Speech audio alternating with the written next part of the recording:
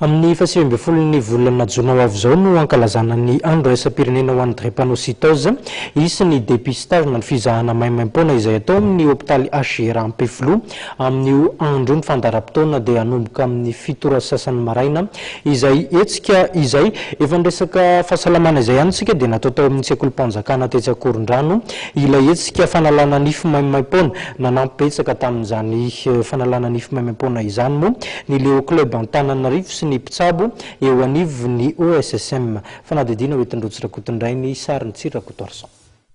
Amin'izao vanim-potoana ny ririnina izao dia betsaka ireo ankizy no marary nify ka izany indrindra no isan'ny antony nahatonga ireo mpanabe ny sekoly etsy amin'ny sekolim-panjakana Akorondrano nanao antso fanampiana ireo mpianatra mba hanampiana azy ireo hitsabo ny ativava. Natao laharam-pahamena indrindra ireo ankizy hiatrika ny fanadinam-panjakana CEPE izay miisa 10 izy ireo. Maro dia maro ilay ankizy mitaraina marary nify nefa ilay ray aman-dreny tsy manana hoentim-manana amin'izay zany ilay izy. Dia rehefa marary nify ilay ankizy dia tapaka tsy mianatra.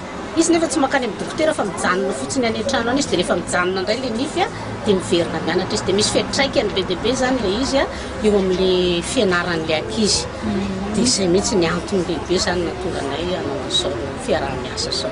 Anisan'ny tonga namaly ny fangatahan'ireo mpanabe eny anivon'ny sekolim-panjakana Akorondrano moa ny Leo Club Tananarivo sy ny mpitsabo nify mivondrona ao amin'ny OSSM.